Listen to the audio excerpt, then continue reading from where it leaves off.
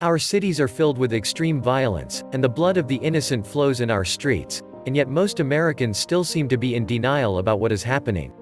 This isn't just a momentary spike in violent crime that we are witnessing. The increase in violent crime that we experienced in 2020 was unprecedented, and things have been even worse in 2021. If you are not familiar with those numbers, here is a reminder. Police and public reported data details that from January through March of 2021, the homicide rate rose by 28% from the same period last year in 20 major cities across the country.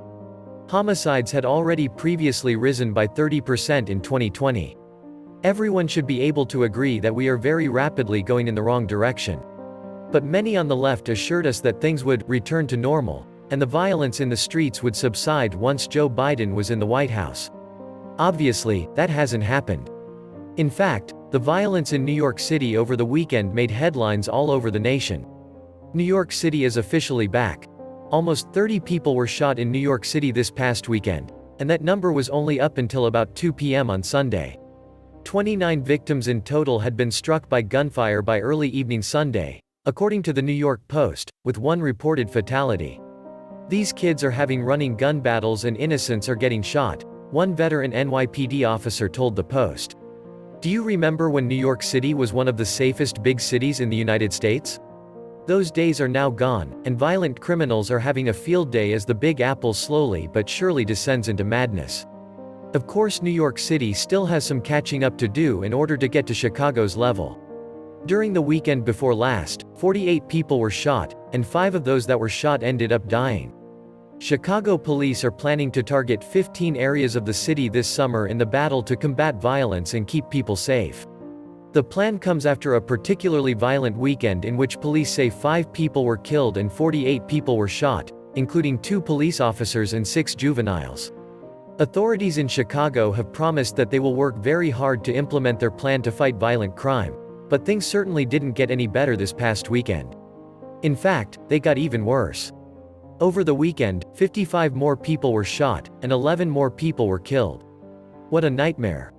But if you want to see a city that is quickly becoming even more violent than Chicago, just check out Minneapolis. Violent crime in the city spiked dramatically in 2020, and the numbers have surged even higher in 2021. The city has seen a 222% increase in carjackings this year compared with this point in 2020, averaging 1.27 incidents per day, according to police data. Homicides are up 108% from a year earlier, while shootings have risen 153%. If you are running a city and carjackings, shootings and murders are all up by triple-digit percentages, you are definitely not on the right track.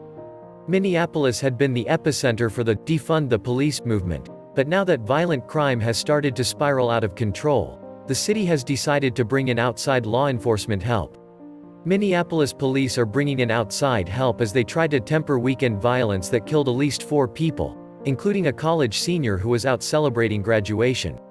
Mayor Jacob Frey, speaking a day after a mass shooting downtown, said the city has asked state and federal agencies for assistance, as Minneapolis police face a shortage of officers.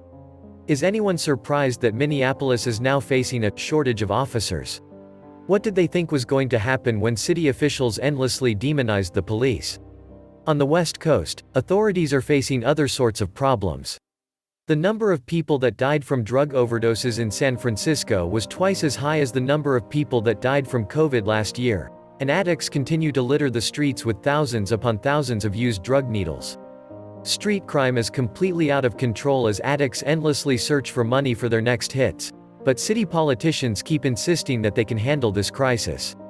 Crime is on the rise from coast to coast, but before I end this article, one would like to discuss one more type of violence that we have seen in recent days that is especially chilling. Israel's conflict with Hamas sparked a huge wave of anti-Jewish attacks, and many of these incidents made international news.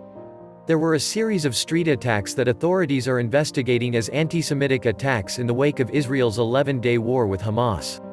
The list includes a Jewish man who was attacked by a pro-Palestinian activist in Times Square. A Jewish teenager was also put in a chokehold outside a Brooklyn synagogue over the weekend, and a rabbi was hounded with abuse in Hallandale Beach, Florida. The incident in Hallandale Beach was particularly alarming. After yelling, "Jews should die," an unidentified man later returned to that same location and dumped a bag of human feces right in front of a Jewish synagogue. A man yelled anti-Semitic remarks at a rabbi in front of a South Florida synagogue, before returning and dumping a bag of human feces in front of the building. Cell phone video captured the unidentified man as he shouted, "Jews should die," at a rabbi outside the Chabad of South Broward on Friday. The man left and returned a short time later, carrying a bag that contained human feces, said Hallandale Beach Police Capt. Rishana Dabney Donovan. There is so much hatred for Jewish people out there right now, and the recent military conflict in the Middle East brought much of it to the surface. In Brooklyn, a man named Ali Alahari was arrested after he purposely set fire to a synagogue and a Jewish school. A New York man was charged Saturday with setting fire to a synagogue and Jewish school in Brooklyn earlier in the week. Ali Alahari, 29, is accused of torching the Jewish center near Borough Park at around 4 a.m. on Wednesday. The building suffered some damage before firefighters put the fire out.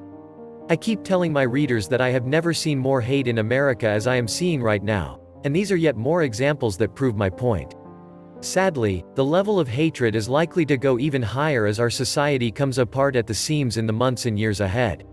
As our major cities devolve into lawless wastelands, what are you and your family going to do? Do you plan to stick it out, hoping that things will eventually return to normal? That will be the choice for a lot of people, and many of them will deeply regret going that route. Others anticipate that they will just rely on their survival skills if things get crazy enough. But one new survey has found that most Americans are severely lacking in such skills. Are you ready for life as a mountain man or woman? Apparently, the average American thinks they are, even if most can't even start a fire. A new study finds the average American thinks they can survive for 16 days alone in the wilderness. The survey of 2,000 people reveals Americans feel quite at ease with the idea of surviving in the wild.